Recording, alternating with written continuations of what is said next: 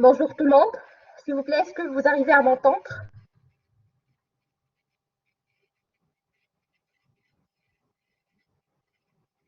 Très bien, merci. J'espère que vous allez bien. Alors, on attend encore 5 petites minutes, le temps que les autres puissent nous rejoindre et on commence notre séance. Et comme toujours, je vais choisir quelqu'un au hasard pour qu'il puisse m'assister tout au long du cours. Si j'ai un problème de son ou de partage d'écran, il me le fait savoir oralement. Donc, je prends Fatem Zahra Ghazali. Ok. Fatem Zahra Ghazali. Devenir ton présentateur.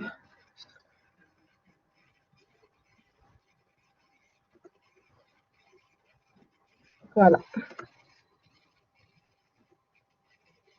Donc, Fatem Zahra, si j'ai un problème, tu me le fais savoir oralement, s'il te plaît.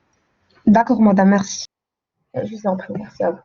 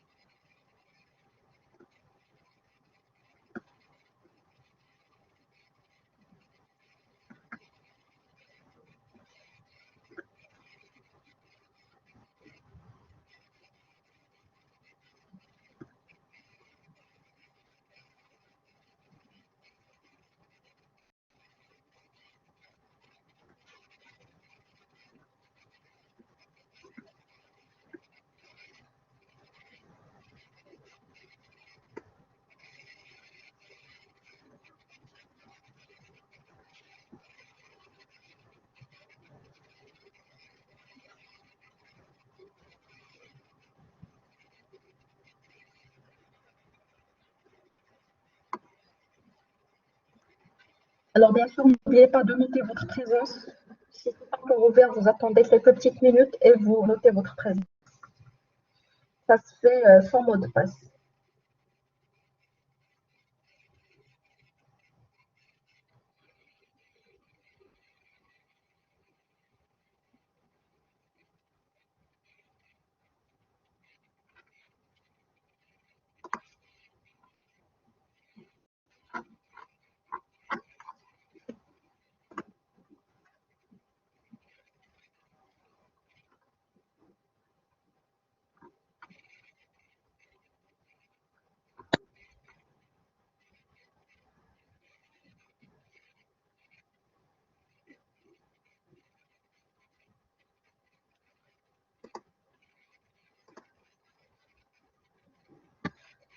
Bien, je pense qu'on va commencer.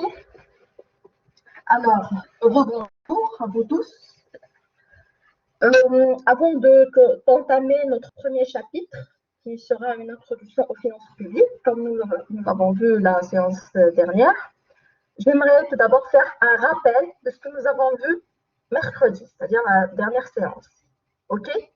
Donc, vous me dites via le chat quels sont les mots-clés que nous avons vus la séance d'avant, la séance dernière.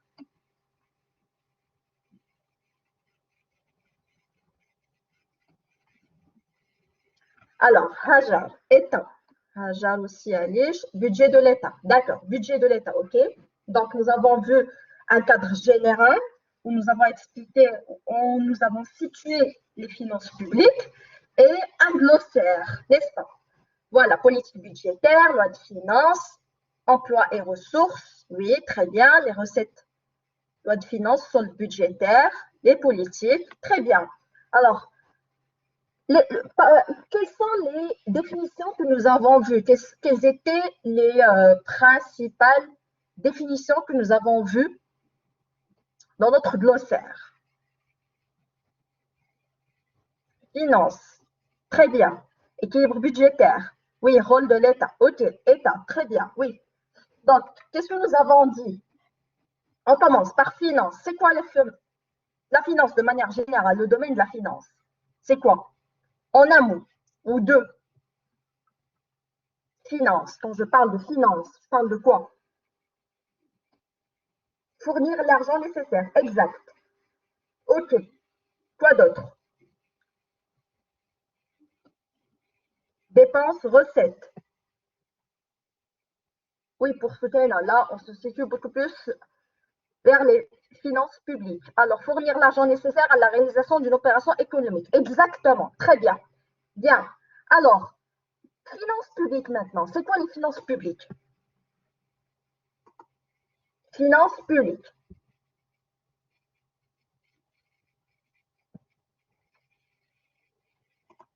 Alors, financer moindre coût, oui. Alors, c'est quoi finances publiques?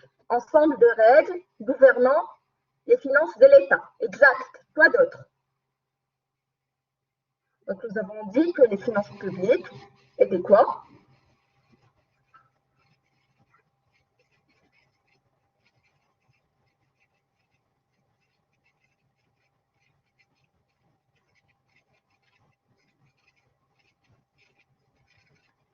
Oui. Alors, pour là, ensemble des règles finances de l'État public, ensemble des règles gouvernant les finances de l'État, les collectivités locales, territoriales, les organismes de sécurité sociale. Donc, tout simplement, nous avons dit que les finances publiques, c'est quoi? C'est que c'est une discipline qui va étudier les moyens par lesquels l'État et ses différents organismes, d'accord, vont se procurer les ressources nécessaires afin de les dépenser ou tout simplement afin de couvrir les dépenses publiques. Et bien évidemment, en répartir la charge entre tous les citoyens. Parce que c'est ça l'objectif de l'État. L'État, comme je l'ai dit et je le répète souvent, l'État, son but, ce n'est pas de se procurer un résultat ou de faire un bénéfice. Non, l'État, il est là pour se procurer des ressources et couvrir des dépenses publiques. Et donc répartir toutes les ressources sur les différentes dépenses de l'État. D'accord? Quoi d'autre? Donc, finances publiques, oui. Budget de l'État, donc vous l'avez dit, quand on parle de budget de l'État, donc on va parler de emploi ressources ou dépenses recettes plutôt, document retraçant l'ensemble des recettes et dépenses de l'État au cours d'une année civile. Très bien, Asma, exactement. Oui, c'est bien. Et nous avons vu la loi de finances. La loi organique de la loi de finances. Donc, c'est quoi la différence entre la loi de finances et la loi organique de la loi de finances ou des lois de finances? La différence entre la loi de finances et la loi organique des lois de finances. C'est quoi la différence?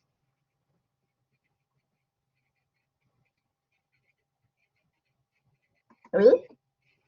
Alors, pour une loi de finances, c'est une loi votée par le Parlement. OK? C'est une loi votée par le Parlement, mais qui fait quoi? Oui. Ah, toutes les réponses sont correctes de toute façon. N'hésitez pas à interagir. Loi organique, c'est une loi qui nous indique comment on va organiser. Exactement, Fatima. Oui.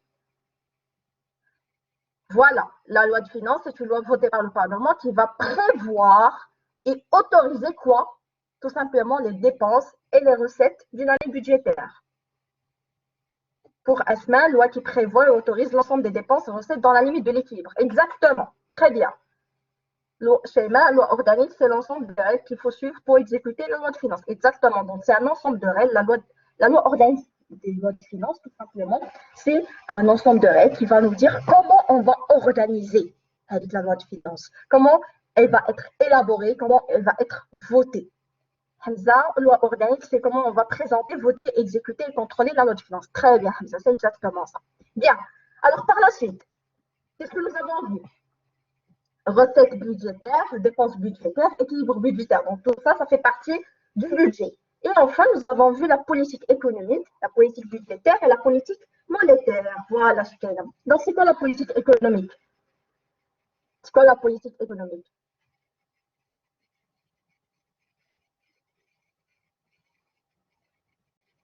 Oui, dites-moi.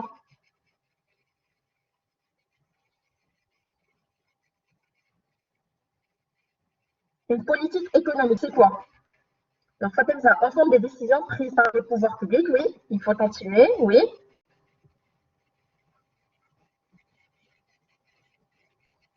Et ces décisions-là, elles sont là pourquoi? Oui, Fatem, sur la base du carré magique, exactement. Donc, ça, c'est le but escompté, exact. Alors, Myriam, les décisions sont prises par les pouvoirs publics, oui. On va faire ensemble des décisions pour le bon fonctionnement de l'économie, oui. Atteindre certains objectifs, très bien. Donc, Soumiya, l'ensemble des décisions prises par les pouvoirs publics en fonction des quatre objectifs.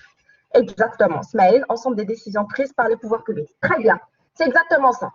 Maintenant, la politique budgétaire, c'est quoi? Le carré magique nous permet de juger l'efficacité de la politique économique. C'est exactement ça. Et nous avons vu que le carré magique, il avait quatre extrémités. Donc, on parle de croissance, on parle de l'emploi, on parle de l'inflation, de la stabilité des prix et de la balance extérieure. Maintenant, la politique budgétaire. Oui, donc nous avons dit que la politique budgétaire et la politique monétaire, ce sont deux instruments de la politique économique. Très bien. La politique budgétaire, Kautar, utilise le budget pour atteindre certains objectifs. Exact. Un instrument de la politique économique, exactement. Soukaina utilise le budget de l'État pour atteindre certains objectifs, dépenses, recettes. Instrument de la politique économique. Oui, donc tout simplement, la politique budgétaire, c'est un instrument qui va nous permettre de juger des dépenses et des recettes de l'État. D'accord? Toujours dans le but ou dans l'objectif d'atteindre cet équilibre budgétaire. Voilà, exact. Dans une optique de régulation de la conjoncture. D'accord? Et enfin, la politique monétaire, nous avons dit qu'elle aussi, c'était un instrument de la politique économique, d'accord, qui va nous permettre de quoi? Une politique monétaire consiste à fournir les liquidités nécessaires. Très bien, exactement. Alors, instrument, fournir les Ayoub, instrument qui consiste à fournir les liquidités nécessaires au bon fonctionnement et à la croissance de l'économie. C'est exactement ça. Très bien. Donc, ça, ce sont les principales définitions que vous devez connaître quand on parle de la discipline des finances publiques. D'accord? Donc, c'est un large domaine, comme je l'ai dit la dernière fois, où il y a un ensemble de définitions. On va enrichir ce glossaire au fur et à mesure de notre cours. Très bien. Alors, aujourd'hui, nous allons voir un partage. Ah oui, avant d'entamer, j'avais lu vos commentaires la dernière fois. Il y avait une question où je n'avais pas répondu. Quelqu'un m'a posé la question, c'était quoi le monopole? Donc le monopole, tout simplement, c'est un organisme qui détient, qui n'a pas de concurrent. C'est lui qui détient l'offre. D'accord? Quand on parle par exemple de l'ONCF, il n'y a aucune société qui fait le réseau ferroviaire, par exemple. D'accord? Donc, c'est ça le monopole, juste pour répondre à la question de la dernière présence. Très bien.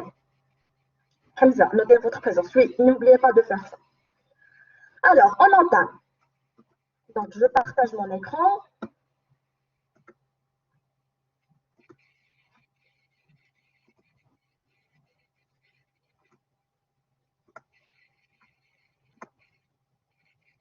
Partage l'écran.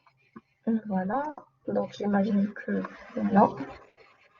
J'imagine que ça marche. Ça marche bien.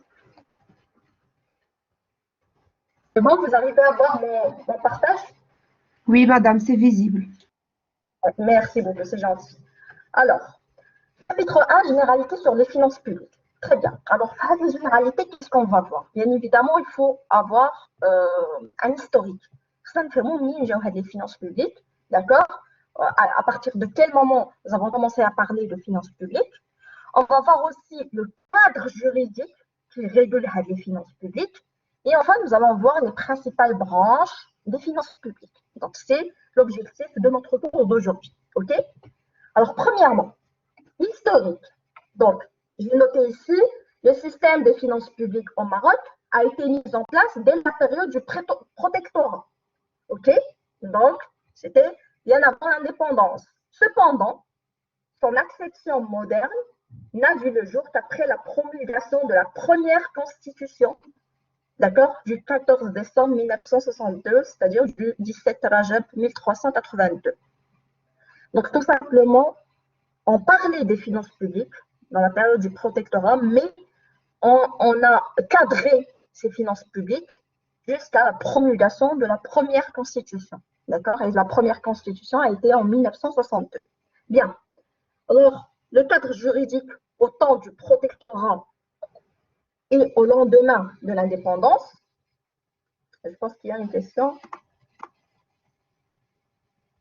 Ah, d'accord. S'il vous plaît, vous laissez la présence juste après. Il faut suivre maintenant. Je vais laisser la présence jusqu'à la fin de la séance. Je pourrai rallonger le temps. D'accord? Pour noter votre présence.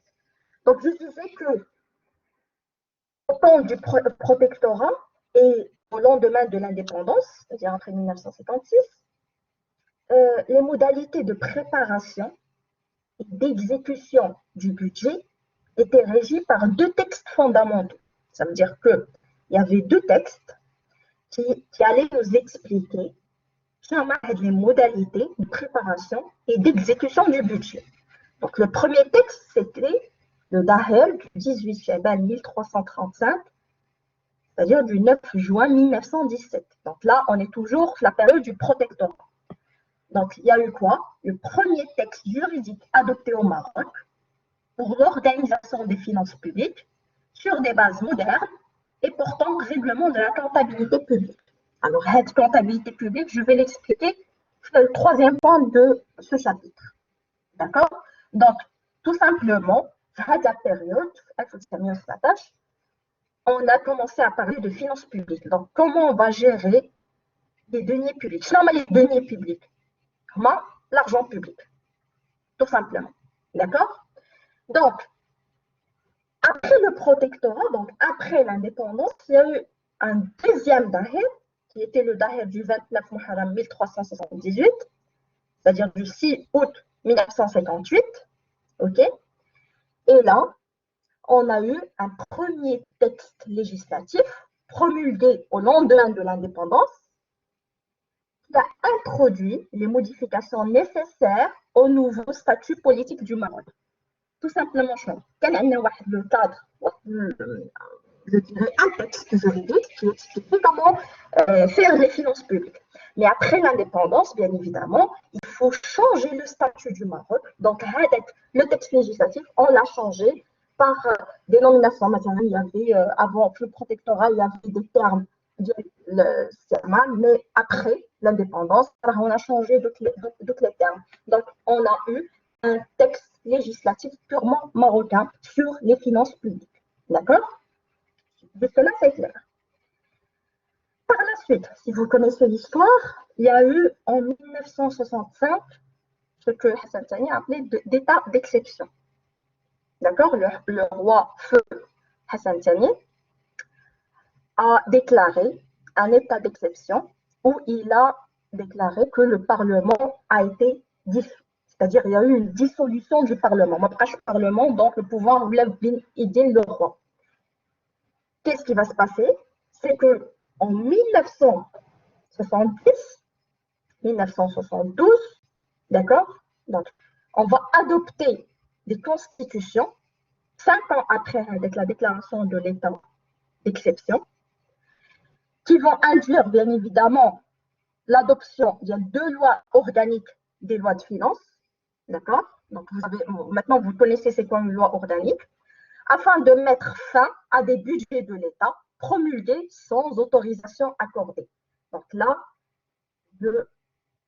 un mot très important, c'est ça.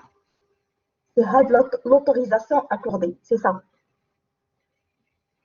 En fait, tout simplement, puisqu'il y avait l'état d'exception, donc les budgets, il n'y avait pas d'autorisation accordée. Parce que le Parlement a été suspendu. D'accord? Il y a eu la suspension de l'institution parlementaire en 1965, lors de la déclaration de l'état d'exception. Donc, qu'est-ce qui va se passer? Tout simplement, il va y avoir une constitution de 1970 qui va dire qu'on va mettre fin, c'est-à-dire on va mettre fin à tous les budgets. Autrement dit, non, les budgets sont autorisés par le Parlement. Il doit y avoir une autorisation accordée par le Parlement pour la promulgation des budgets, de la loi de finances. D'accord? Bien. Ensuite, il y a eu la loi de finances, la loi organique de 1998. D'accord? Donc ça, à partir de là, on va vraiment avoir des réformes de la loi organique. Et là, c'est une nouvelle loi organique promulguée qu'après déclaration par le Conseil constitutionnel de sa conformité à la Constitution révisée de 1996. Ce qui veut dire tout simplement qu'il y a eu la Constitution de 1996, d'accord?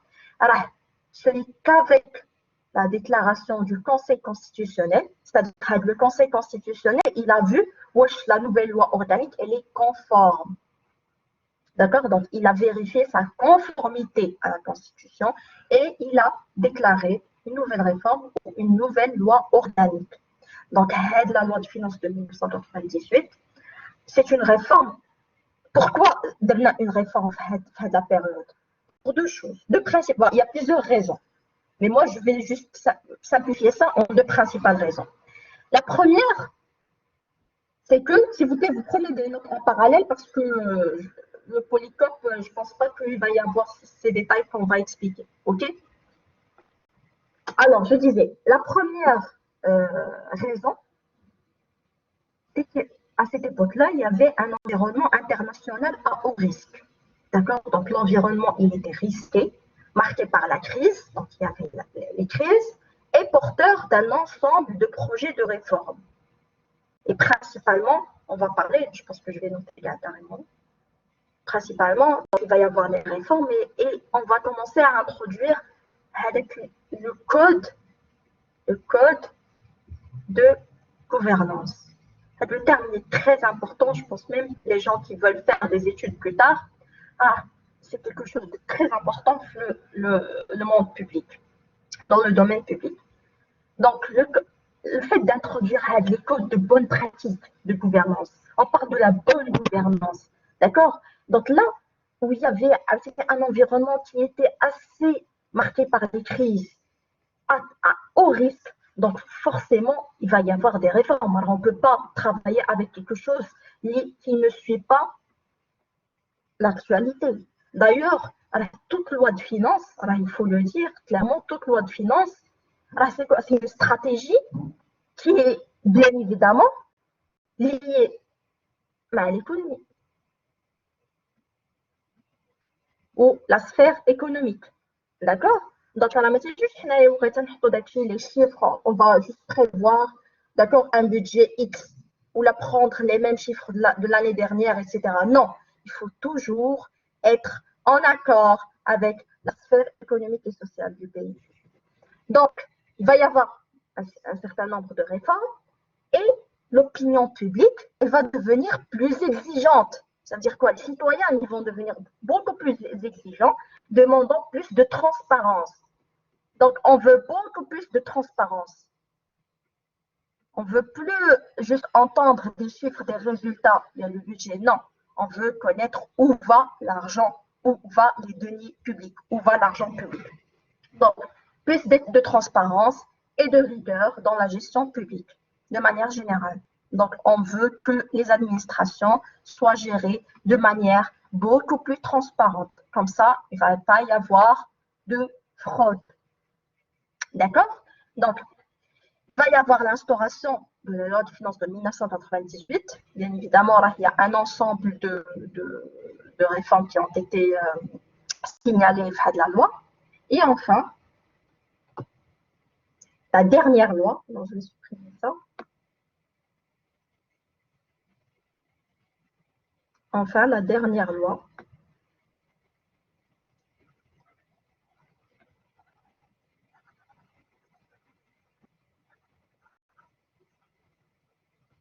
c'est la loi organique. Voilà. La loi organique 113 de 2015. La loi organique des lois de finances 113 de 2015. Donc, cette nouvelle loi entre en vigueur de façon progressive, d'accord? De façon progressive dans le cadre de la réforme budgétaire axée sur la performance. Donc, maintenant, on commence à parler de performance.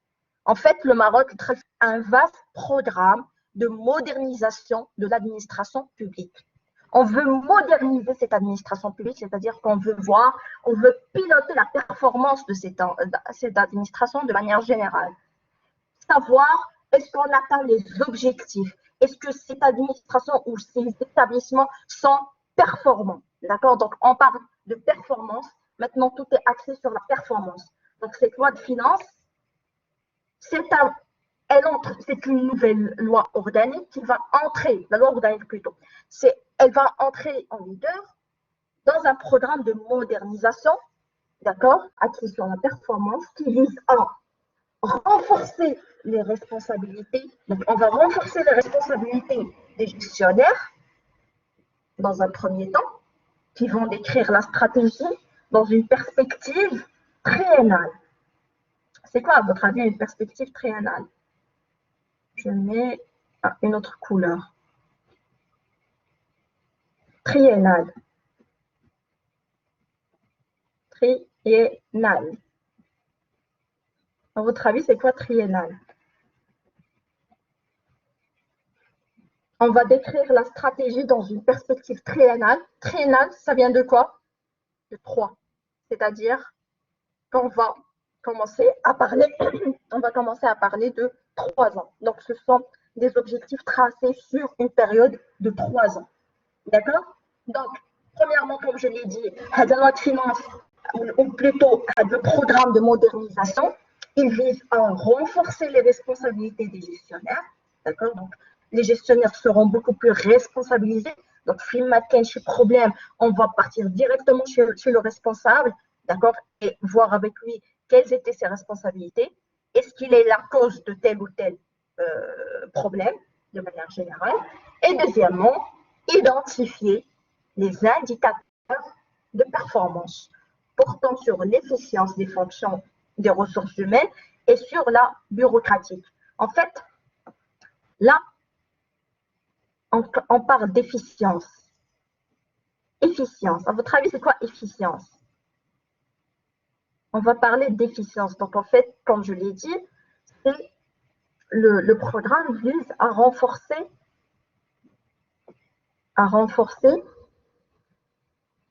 l'efficience. C'est-à-dire quoi? Ça veut dire tout simplement atteindre en optimisant les moyens. Atteindre les objectifs en optimisant les moyens. D'accord? Donc, on parle d'efficience ici pour les fonctions des ressources humaines. Donc, on va voir est-ce que nos moyens, qui sont des ressources humaines principalement, est-ce qu'ils sont capables d'atteindre les objectifs que nous avons tracés sur une période triennale, d'accord? Et nous allons voir aussi la bureautique. C'est quoi la bureautique? La bureautique.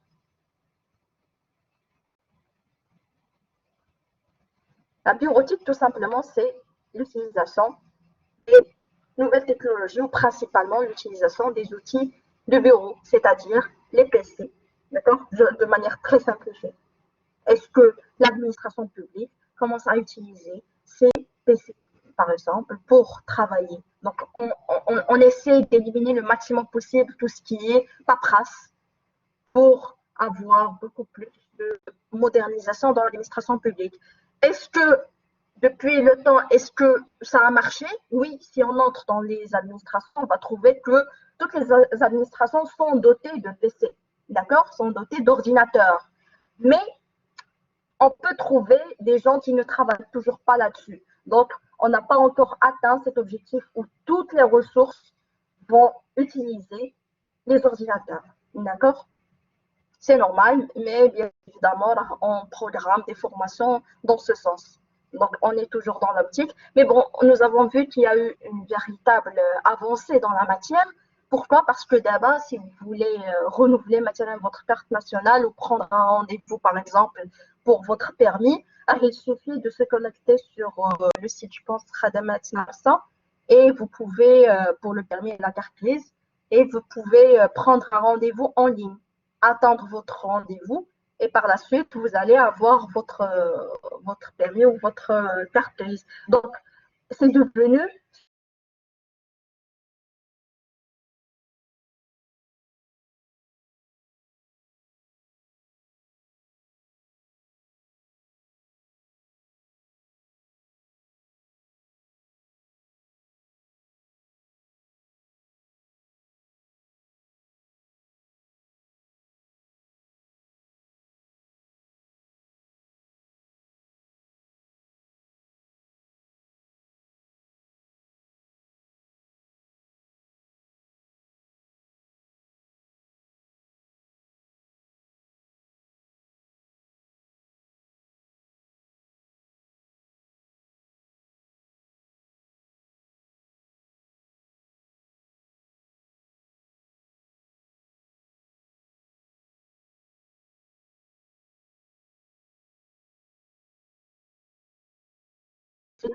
c'est une bonne, nous sommes dans une bonne voie de Madame, modernisation.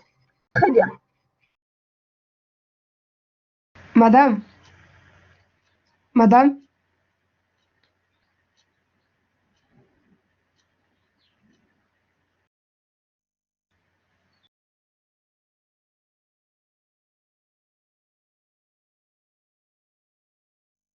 madame, s'il vous plaît, je pense qu'il y a un problème.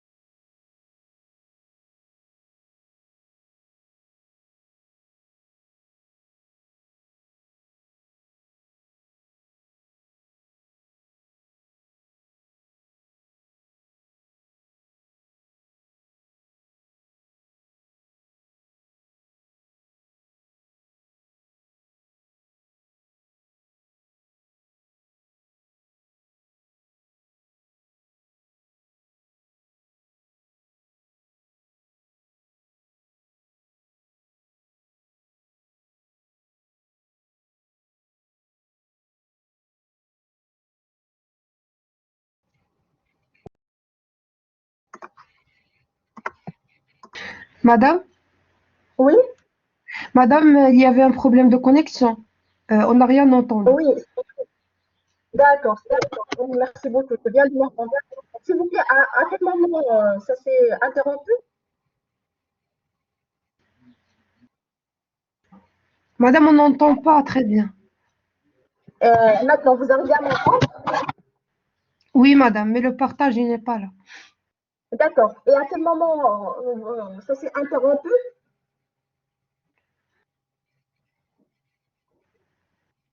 Dites-moi, à quel Madame, moment ça s'est lorsqu'on était interrompu? dans la dernière partie, La dernière partie, c'est-à-dire, la dernière loi d'organisation, on a déjà fini. d'accord. Donc, on a fini de ça. OK, très bien. Par contre, je n'ai plus accès au chat, donc s'il y avait des questions avant, vous me les réécrivez, s'il vous plaît. D'accord, madame. D'accord, très bien. Alors, Madame, il y a une question depuis le début. d'accord. Quelqu'un vous a posé la question, est-ce que les étudiants de l'ensemble 1 peuvent assister à votre cours? Normalement, non, parce qu'ils ont leur professeur, d'accord? Donc, bon, de toute façon, moi, je laisse ça ouvert. Je laisse ça ouvert, donc si ils n'ont pas cours avec leur professeur, d'accord, ok. Il n'y a pas de souci. Ok? Ok, madame, ça marche. Alors, Hajar Alish, elle dit que elle a un problème depuis hier. Bon, j'espère que maintenant le son est audible, n'est-ce pas, Fatem Zara? Oui, madame, très audible, très bien. D'accord, très bien. Alors, je vais juste récapituler vite fait. Ismaël, oui, c'est bon, merci beaucoup, c'est bien. Alors, je vais juste récapituler vite fait. J'espère que depuis tout à l'heure, je suis en train de parler, j'espère que vous avez entendu ce que je disais avant. Donc, je continue vite fait. Comme ça, la séance se termine à 11h30, n'est-ce pas? Donc, Oui, madame. j'essaie d'accélérer comme ça. Comme toujours, je ne prends pas de votre temps. OK? Alors, on continue. Je disais brièvement. Je disais tout simplement qu'il y avait, quand on parle d'historique des finances publiques, principalement tout au long de ces années. On a parlé de finances publiques, mais le protectorat, d'accord? Mais bien évidemment, j'ai l'indépendance. Bien évidemment, j'ai un nouveau Daher qui va parler des finances publiques au Maroc, donc ce sera un texte législatif marocain, d'accord? Ensuite, طرا المشكل ديال l'état d'exception en 1965 donc ما بقاتش l'autorisation du parlement شنو غيطرا en 1970 et 1972 غادي يكونوا deux nouvelles constitutions اللي غيقولوا là maintenant c'est vrai il faut ضروري l'autorisation du parlement donc on va créer une nouvelle loi organique des finances, d'accord? Après, en 1998, on parle vraiment de réforme de la loi organique finance. À l'âge, comme je l'ai expliqué, alors il y a plus, c'est un environnement qui change. Et je l'ai dit tout à l'heure, une loi de finance ou une loi organique de finance, alors elle suit la sphère économique. On est toujours dans un environnement économique et social. Mais que nous des chiffres en l'air. Ou là, les chiffres de l'année faite. Est-ce que 2019, il y a 2020? Non. Énormément de choses. Donc, la loi organique, la loi de finances de 2020, d'accord? La loi de finances de 2020, elle n'a pas du tout les mêmes chiffres de la loi de finances de 2019. OK? Donc, c'est un autre contexte, c'est un environnement différent. OK? Donc, la loi organique de 1998 radique un certain nombre de réformes. Il y a un certain nombre d'objectifs à atteindre. Et enfin, on aura la loi organique des lois de finances de 2015. Il y a la LOLF 133. Vous retenez la loi organique 133. D'accord? Cette loi organique, elle entre dans un programme de modernisation de l'administration publique. Et comme je l'ai dit, j'espère que vous l'avez entendu, c'est que l'administration, maintenant, nous avons ressenti la modernisation à travers les différents services qu'elle peut donner en ligne ou à distance. Vous voulez renouveler un papier, vous voulez quelque chose, vous voulez un casier judiciaire, vous voulez renouveler votre permis. Alors, il suffit de se connecter sur des sites, d'accord, des sites X, et vous pouvez renouveler tout ça en ligne, prendre des rendez-vous.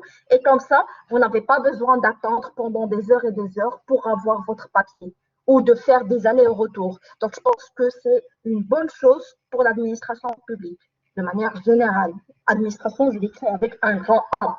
Je parle de toutes les administrations publiques rattachées à l'État, bien évidemment.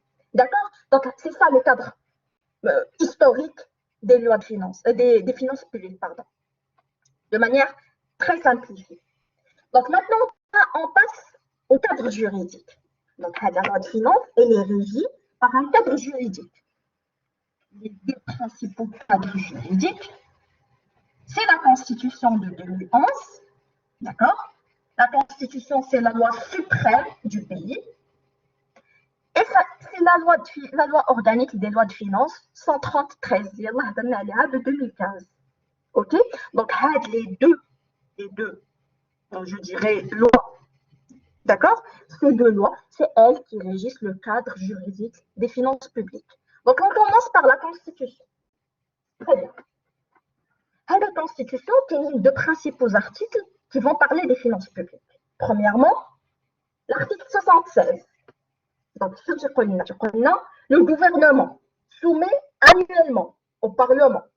Donc, c'est quelque chose qui se fait annuellement.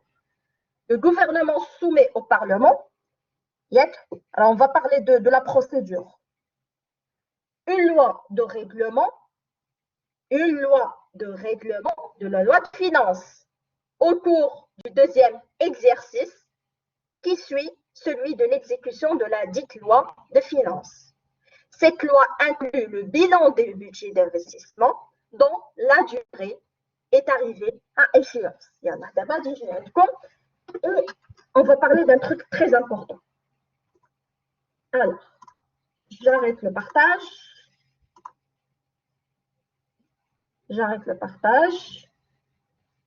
Arrêtez. Et je vais partager Amine Narsa, exactement. Très bien, Amine, c'est ça. C'est Narsa Khadamat pour le permis et la carte grise. Alors, il y a un problème de connexion. Bah, on est au Maroc, il faut faire avec, malheureusement. Donc, je vais partager un tableau vide. Très bien. Alors, vous suivez, s'il vous plaît. Il y a trois types de lois de finances. On a la loi de finances, qui est la loi de finances et la loi de finances organique, n'est-ce pas? OK? La loi de finances, loi de finances. OK? Il y a trois types de loi de finances. Premier type, c'est tout simplement la loi de finances, les binaires. Loi de finances. OK? C'est la loi de finances de l'année. De l'année N. OK? De l'année N. C'est elle qui prévoit et autorise le budget dans le total. OK? Elle va prévoir et autoriser le budget de l'État. Donc, ça, c'est clair. On a ce qu'on appelle la loi rectificative. À votre avis, c'est quoi une loi rectificative? Et alors, dites-moi. Rectificative. La loi rectificative, oui. Corrige, rectifie ce budget. Très bien. Quoi d'autre? Oui. Soumia, peut-être ça. Oui, bien. Quoi d'autre? Loi de finances rectifiée pour Sheima. Oui. Donc, c'est quoi? Yalla, dites-moi. Loi rectificative. C'est exactement ce que vous êtes en train de dire. Loi de finances rectifiée, oui. Les autres, dites-moi. Alors, Fanny ajuste la loi en fonction de la conjoncture. Très bien. Quoi d'autre?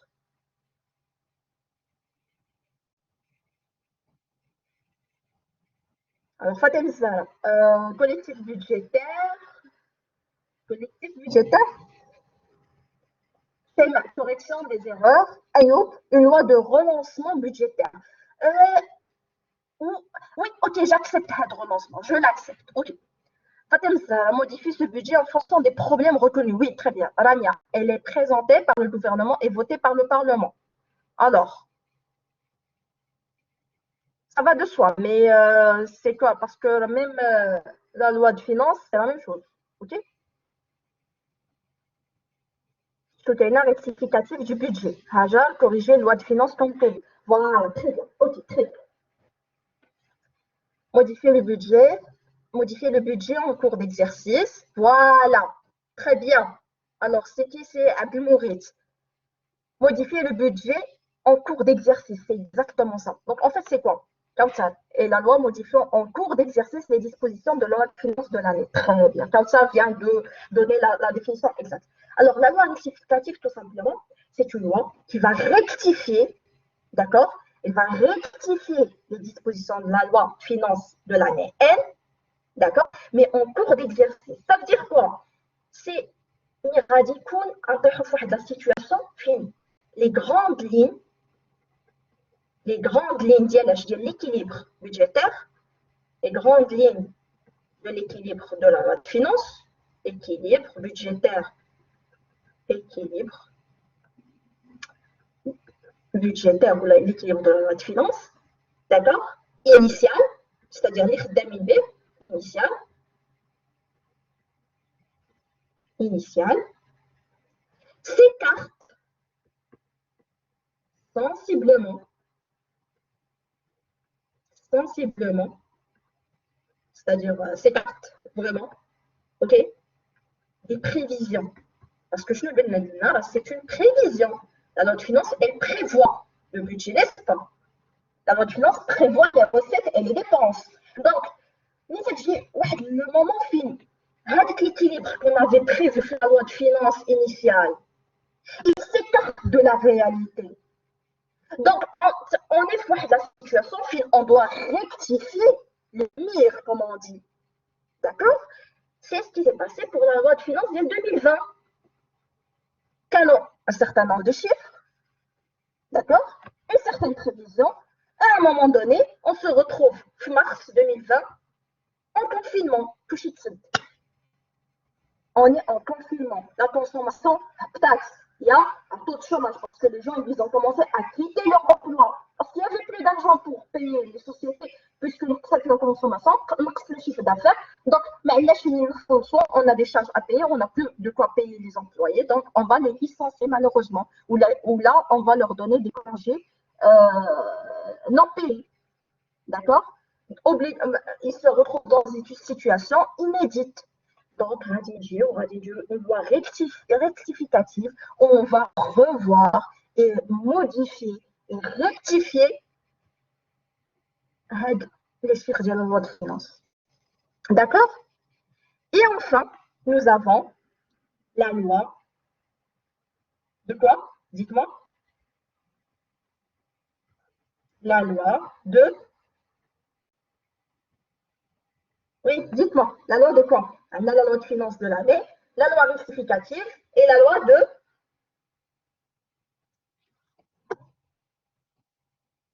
1 plus 1. Règlement. Exactement. Très bien, Fatem ça. Voilà, 7. Très bien. Loi de règlement. Règlement. Voilà. On a la loi de règlement. La loi de règlement. C'est quoi? Dites-moi, c'est quoi une loi de règlement? C'est la N plus 1. Oui, très bien. C'est quoi une loi de règlement? Dites-moi. Il y a, comme vous l'avez dit, elle intervient après. Donc, après, je vais le noter ici. Après, elle intervient après, bien évidemment, quoi? L'exécution de la loi de finances de l'année. Donc, N plus 1. Très bien. Donc, je lis soumis à la mise en application, ou à faire contrôle application, très bien, la mise en application de la loi. Non, elle vient après. Alors, on a déjà exécuté la loi. Donc, la loi de règlement, qu'est-ce qu'elle fait en fait? Si on a déjà exécuté la loi, qu'est-ce qu'elle fait la loi de règlement, à votre avis? Très bien, Sonia. Voilà, contrôler. Quoi d'autre?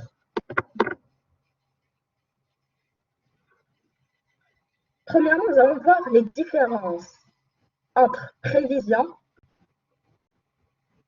et réalisation. Wesh, réalisation.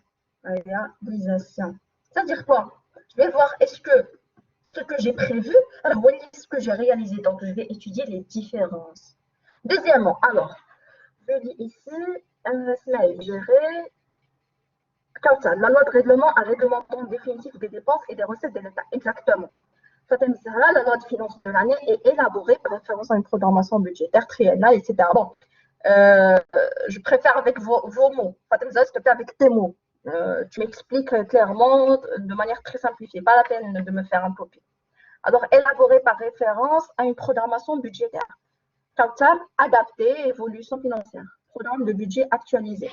Alors, pour faire très simple, la loi de règlement, c'est une loi qui va intervenir, alors je l'ai dit tout à l'heure, elle va intervenir après l'exécution de la loi de finances.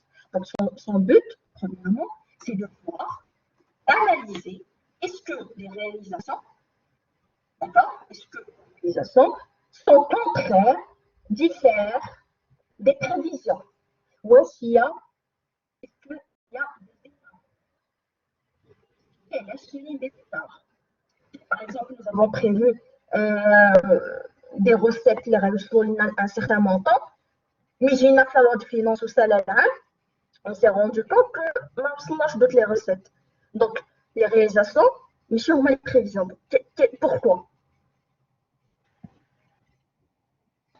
Alors, Madame, euh, madame, oui, au bout d'un moment, le son s'était éloigné et on ne nous a pas rien entendu. d'accord, très bien.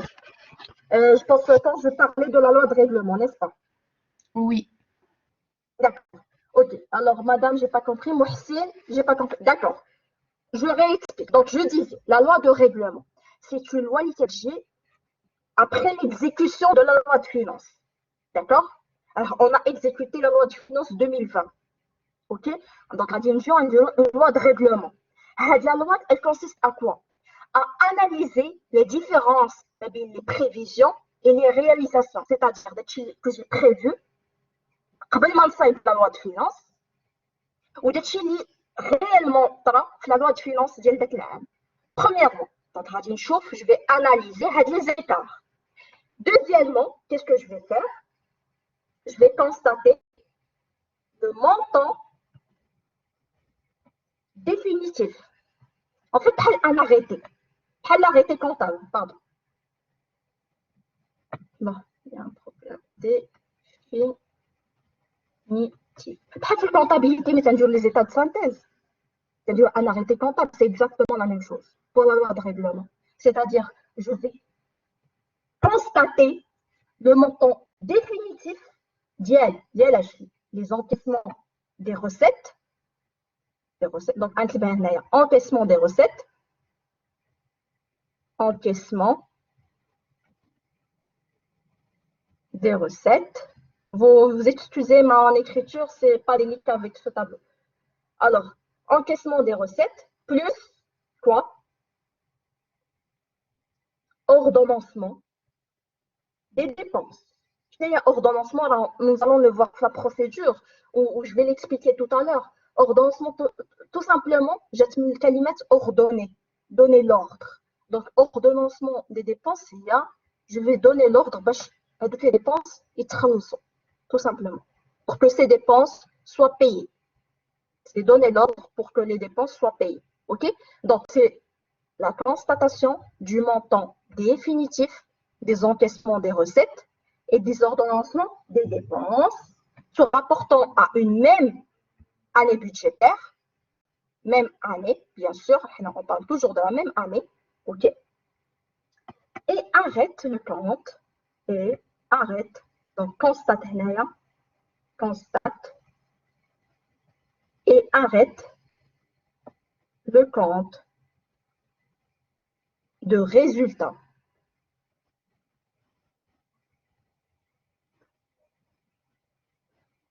Alors pour Lubna, oui, c'est une loi qui va analyser et contrôler. Alors ça, le résultat plutôt. Résultat. Le compte de résultat. Voilà. Contrôler les opérations financières. Exactement. Voilà. Comme je vous l'ai dit, c'est pas la comptabilité générale des gestions. D'accord? C'est comme la comptabilité générale ou la comptabilité, je pense même analytique. Voilà. Comptabilité générale, je ne sais pas si vous avez vu la comptabilité analytique. Bon. Et à la fin de l'année, je vais arrêter le compte. Voilà, très bien. Je vais arrêter le compte de résultat. D'accord?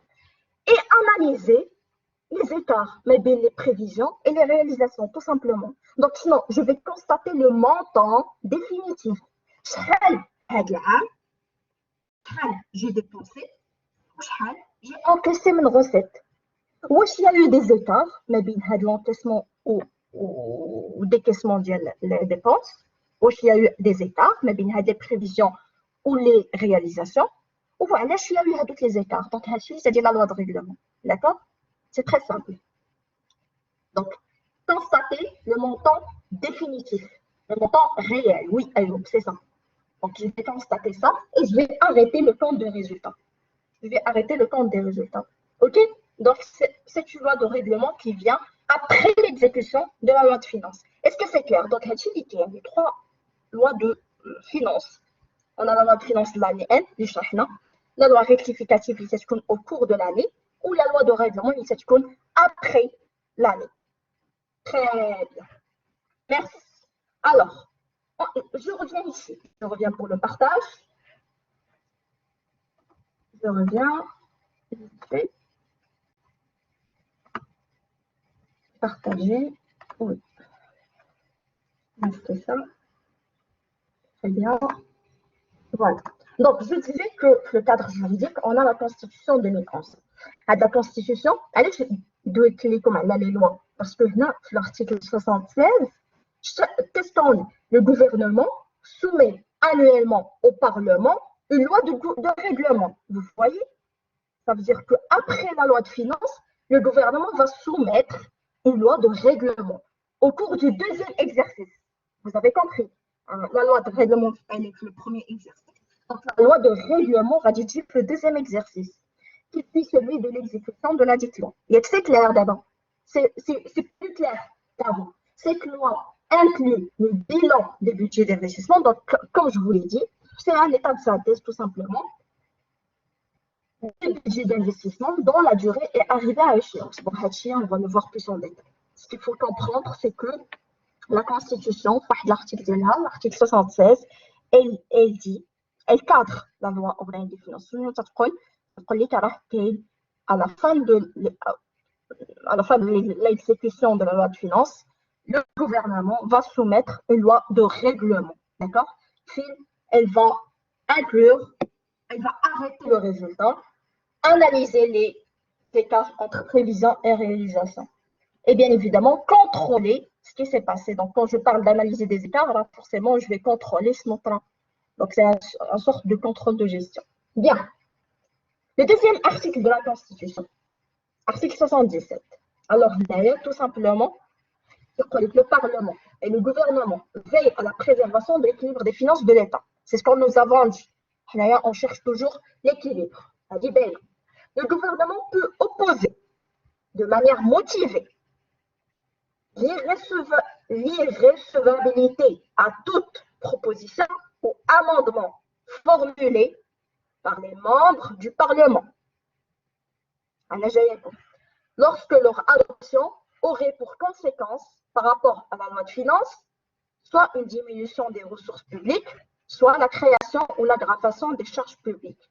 Pour faire très simple, le gouvernement a le haq pour ne pas recevoir les recevabilités, ne pas accepter, tout simplement. A le haq باش ما accepter la proposition, une proposition du Parlement, ou là un amendement, et je vais vous expliquer ce qu'est un amendement, formulé par les membres, mais il juge, donc le gouvernement, il a le droit de ne pas accepter avec la proposition ou l'amendement quand il va juger qu'il va avoir des conséquences sur la loi de finances. Jamais des conséquences, soit une diminution des ressources publiques, soit que la proposition elle va conduire à une diminution des ressources publiques. Donc, il y a une diminution des ressources, bien évidemment, le déficit, soit l'aggravation des charges publiques. D'accord? L'aggravation des charges publiques, c'est-à-dire qu'ils ont proposé des dépenses. Des dépenses d'investissement, beaucoup de dépenses. Donc, pour le gouvernement, il a le droit de ne pas accepter la proposition. Donc, pour lui, la proposition, déjà, c'est quoi la différence entre proposition de loi et projet de loi, déjà? Et par la suite, on va expliquer ce qu'il y a amendement. Je reviens vers ça. C'est pas très pratique comme ça, mais bon, je préfère une certaine interactivité, comme ça je saurai est-ce que vous avez compris ou pas. Alors, je reviens au tableau. Dites-moi s'il vous plaît. C'est quoi la différence entre proposition et proposition de loi et projet de loi? Alors, Fatem Zara, elle dit proposition n'est pas encore appliquée. Oui, tu peux accepter ça. projet de loi. Il y a déjà une acceptation de la loi. Oui, souviens. On peut la déroger. Ok. Projet dans la démarche pour l'appliquer. Ok. Bon, dites-moi. C'est correct ce que vous êtes en train de dire. Donc, projet, c'est l'initiative de qui? Et proposition, c'est l'initiative de qui? Initiative émane de. Et là, initiative émane de qui? Alors, on commence. Projet, un projet de loi. C'est une initiative qui émane de qui? Un projet de loi. Alors, Mohamed Amin, tu m'as dit les deux, donc tu me dis qui avec qui? Mohamed Amin, émane de gouvernement. Je connais émane de gouvernement. Le projet, la proposition. Ministre, Parlement. Très bien. Mohamed Amin, c'est exactement ça. Alors, le projet, c'est une initiative. D'accord? Le projet, c'est exactement ça, Raja. Très bien, Soumia, voilà, très bien. Alors, non, Soumia, non, c'est pas ça. Le projet, c'est une initiative qui émane de l'exécutif, du pouvoir exécutif, les rois, tout simplement, pour faire très simple, le gouvernement. C'est comme l'a dit Mohamed Amin, gouvernement. Je disais, Sheila, vous arrivez maintenant à m'entendre? Fatem Zara, c'est audible, le son? Oui, madame. Ah oui, je vois qu'elle a un problème de connexion. Ok. Alors, merci Fatem Zara. Alors, je disais que le projet, un projet de loi, je parlais de loi, projet de loi, proposition de loi. Projet de loi, c'est une initiative qui émane de l'exécutif, les lois du gouvernement. OK? Il émane du gouvernement. Le gouvernement, on un projet de loi. Et donc, proposition de loi, je connais c'est une initiative qui émane de qui? Hamza Shaili, exactement, c'est une initiative parlementaire et donc du pouvoir, comment on appelle ça? Émane, très très bien, Hamza, très bien, Smaïl, exactement, c'est bien, du législatif, c'est-à-dire du Parlement. Législatif, c'est-à-dire Parlement. OK? Donc, déjà pour être clair, pour mettre les choses clairement. Quand je parle de proposition de loi, c'est le législatif, c'est le Parlement. C'est lui qui va proposer une loi. Par contre, le gouvernement, il donne un projet de loi. Le gouvernement, quand on parle d'un projet de loi, c'est le gouvernement. Quand on parle de proposition, c'est le Parlement. Très bien. D'abord, la définition de l'article, une proposition ou un amendement. Une proposition du Parlement ou un amendement. Donc, c'est un amendement. Amendement. C'est quoi un amendement, s'il vous plaît, à votre avis? Un amendement. Modification. Très, très bien. Oui, c'est exactement ça. Oui, oui, c'est ça. Exact. Très bien. Et on a cumulé les modifications, non? Déjà. De quoi? C'est une modification de quoi? Je note ça maintenant. Modification. Voilà, de l'eau. Exact. Alors, comme ça, une modification proposée dans un texte soumis à une assemblée délibérante. Très bien. C'est une modification de la Constitution. Non, on ne parle pas de Constitution d'abord. On est toujours les lois. Donc, on parle de la loi. Ou plus exactement, un projet ou une proposition de loi. Du texte avant promulgation. Nous pouvons corriger, annuler ou même compléter une proposition de loi. Très bien, Hamza. Très bien. C'est bien dit. Alors, Hamza aussi, Shahidi, soumise au vote d'une assemblée en vue de corriger complet. Très bien, Hamza aussi. Proposition des règlements. Exactement. Donc, c'est une modification. Bien sûr, elle est soumise au vote. Soumise au vote. Soumise au vote. OK? Le vote d'une assemblée, bien sûr. Assemblée. OK? La modification, pourquoi elle est faite? Pour corriger, comme l'a dit votre camarade, compléter, comme l'a dit carrément annuler. corriger, compléter ou annuler. Voilà, état exact. Toute une loi, tout un projet, ou là, une partie. Donc, c'est une modification, soit l'ensemble, soit dans une partie d'un projet, d'une proposition de loi, d'un projet ou proposition, dont un itinéraire P, vous l'avez compris, d'un projet d'une proposition de loi, d'accord, qui est en cours de délibération. Alors, il faut le noter, en cours de délibération, c'est-à-dire, avec déjà dit la proposition, alors déjà, le procédure, d'accord. Donc, au cours de la délibération, on va faire un amendement. Ça veut dire qu'en Adingio ou Radingio, une modification. Et on va voter, on va soumettre à cette modification au vote pour corriger, ou la compléter ou la annuler une proposition à un projet de loi, à la loi amendement. Donc, si on revient le texte de loi,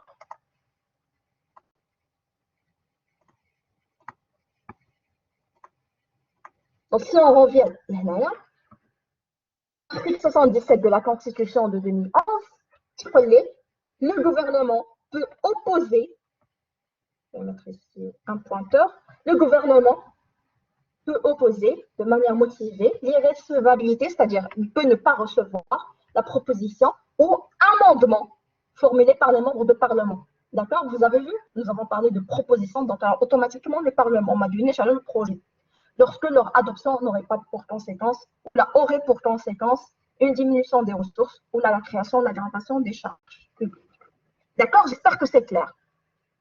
Le cadre juridique, avec la Constitution, principaux articles 76, 77, 76. Alors, le gouvernement il va soumettre annuellement une loi de règlement. Donc, on va parler de la loi de règlement. Et de la loi de règlement, après l'exécution de la loi de finances, elle vient pour contrôler cette loi de finances, analyser les écarts. Et l'article 77, qu'est-ce qu'il dit? Il dit tout simplement le Parlement et le gouvernement veillent à la préservation de l'équilibre, mais au plus de ça, le gouvernement il a la capacité, il a l'autorisation pour s'opposer à une proposition ou à un amendement. Il a fait que ça aurait des conséquences sur la loi de finances, tout simplement. D'accord? Maintenant, on passe à la loi organique des lois de finances, 133, l'IA, le deuxième cadre juridique des finances publiques. Alors, les principaux objectifs stratégiques. C'est très simple, d'accord? On l'a expliqué tout à l'heure. Premièrement, l'adaptation de la loi de finances aux nouvelles dispositions de la Constitution dans le domaine des finances publiques. Donc, il faut adapter la loi de finances aux dispositions de la Constitution. Parce que la Constitution, elle aussi, c'est un cadre juridique des finances publiques. Donc, il faut s'adapter à la Constitution. Très bien. Deuxièmement, le renforcement du rôle de la loi de finances comme principal outil de mise en œuvre des politiques publiques et des stratégies sectorielles. Qu'est-ce qu'elle dit tout simplement? La loi organique des finances, la loi de finances. Elle lui donne un rôle primordial quand on veut mettre en œuvre des politiques et des stratégies sectorielles. Donc, il faut toujours se référer à la loi de finances. Troisièmement, le renforcement de l'efficacité, l'efficience et la cohérence des politiques publiques. Alors, efficacité, c'est de pouvoir atteindre les objectifs prévus ou escomptés. L'efficience, c'est que maintenant, il faut les atteindre de manière à ce qu'on puisse optimiser les ressources qu'on a. Donc, on a des ressources, on a des objectifs. Il faut optimiser les ressources pour atteindre ces objectifs, c'est-à-dire l'efficience. D'accord? Et la cohérence, ça veut dire que c'est qu'on est cohérent, on a les textes ou les lois ou les règlements qui ont été mis en disposition. Et enfin, l'amélioration de l'équilibre financier et le renforcement des principes de la transparence des finances publiques. Ah ouais, le mot très important, la transparence. Et on a parlé de ça tout à l'heure. L'opinion publique laisse par la transparence. D'accord? Donc, les deniers publics, il faut savoir où va l'argent public. Donc, on veut de la transparence. Un marché public, comment ça s'est passé? Il faut que j'ai comment dirais-je, des rapports transparents qui vont me montrer la réalité de mon budget. OK? Donc, en plus de ces objectifs-là, les principaux objectifs, il des sous-objectifs, ou ce qu'on peut appeler des objectifs spécifiques. On en a peut-être comme Platon, mais il y en a plusieurs, d'accord? Donc, principalement, la restructuration des budgets autour des programmes. Donc, on va essayer de prendre avec le budget, on dirait sous forme de programme, ok? Ou avec les programmes, ils peuvent être étendus sur 3 ans, par exemple, d'accord, sur une certaine période d'année, pour une meilleure lisibilité. Donc, maintenant, on dit des investissements, on dit des dépenses d'investissement, on dit plusieurs projets. Maintenant, بغيت نهيئ شي بلاصه ولا بغيت نبني شي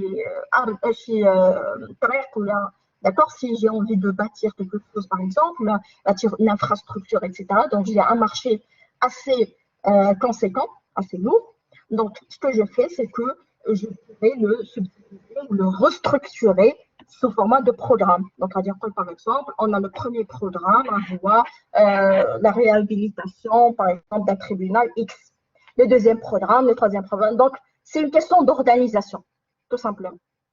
Comme ça, on aura une meilleure allocation des ressources. Deuxièmement, la mise en place de la programmation budgétaire triennale. Je viens d'en parler. Triennale, ça veut dire sur 3 ans. Donc, il faut gérer son budget sur 3 ans. Enfin, le programme plutôt, sur une période de 3 ans. Donc, tout ça, la loi de finances de Hadlam, par exemple, elle, et on ajoute les 2 années qui suivent. Et enfin, la mise en place d'un système de pilotage par la création d'une structure de pilotage de la performance. Donc, le troisième objectif, il revient au même, on est toujours à l'optique de le pilotage de la performance. OK? Le pilotage de la performance. Donc, on va voir est-ce que le budget, est-ce qu'il pourrait être performant? OK? Est-ce que les chiffres, on peut atteindre une certaine performance de l'établissement public? OK? C'est clair? Le temps passe vite. Très bien. Très bien. Alors, je vois qu'on est déjà à 11h30. Donc, je pense qu'on va s'arrêter à ce niveau-là. De toute façon, il nous reste juste le troisième point qui est en relation avec les branches des finances publiques. D'accord? Donc, je pense qu'on pourrait voir ça à la séance prochaine. Je ne vais pas prendre beaucoup de votre temps, on est vendredi. Je vous souhaite un bon vendredi d'ailleurs, à l'occasion. Donc, je reviens vers vous pour voir si vous avez des questions à ce niveau-là. Comme ça, est-ce que tu peux partager avec... oui, alors pour soutenir, oui, je vais faire un polycope. D'accord? Je vais faire un polycope. Alors, oui, est-ce que vous avez des questions? Oui, Smaïl. Merci, madame aussi. Je vous remercie. Alors, dites-moi, oui, si vous avez des questions à ce niveau, donc l'historique, le cadre juridique, d'accord?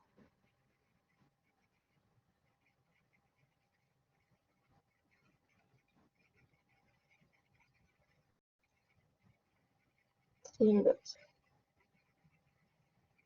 polycope, je vais vous l'envoyer sur la plateforme, d'accord? Il n'est pas encore disponible. J'essaie de vous faire un polycope qui soit synthétique, clair, d'accord? Je n'ai pas pensé trop de blabla. Donc, quelque chose de synthétique qui va vous aider à mieux réviser. OK? Oui, sous forme de PDF. Oui. Donc, si vous avez des questions, s'il vous plaît, vous me le faites savoir. J'espère que j'ai pu répondre aux questions d'avant. Donc, aujourd'hui, nous avons vu l'historique, le cadre juridique, d'accord? Donc, c'est des finances publiques. Et je vais commencer la séance d'après, c'est-à-dire le mercredi, de 15h à 16h15. Malheureusement, le temps passe très vite. Donc, on va voir les branches qui sont très importantes. Je vais vous expliquer les 3 principales branches sur lesquelles se basent les finances publiques.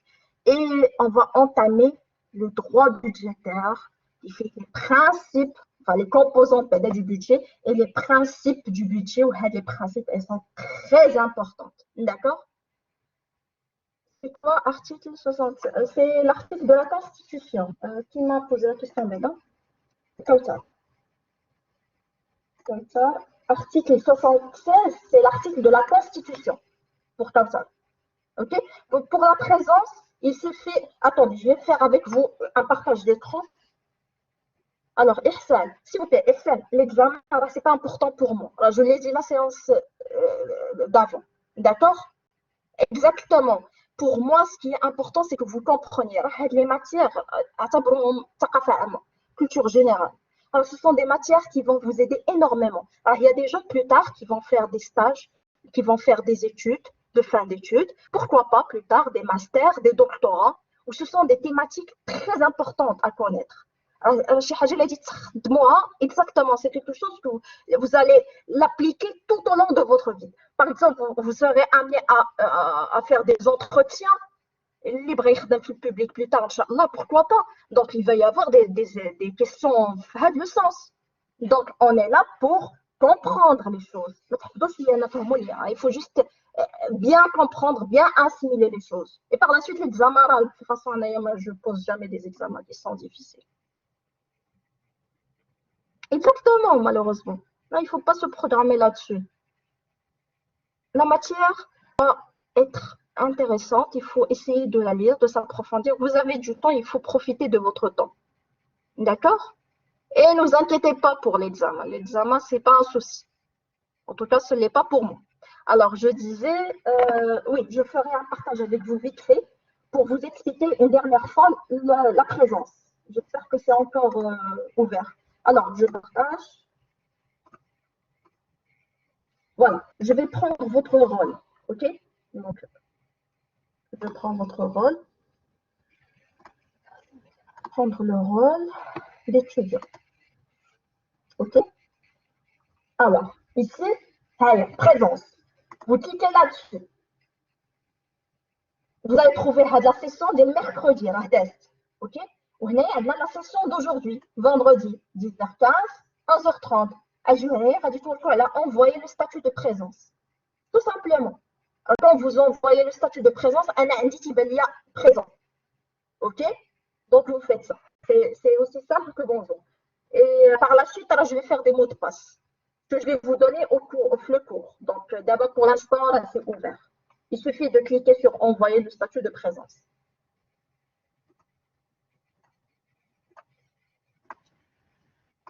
C'est bon, l'item, c'est clair? Oui, madame. Donc, si vous n'avez pas de questions, merci à vous, Fatem Zara aussi. Donc, si vous n'avez pas de questions, je vous remercie. Je vous retrouve la séance prochaine et bon vendredi. Je vous baraka à vous tous.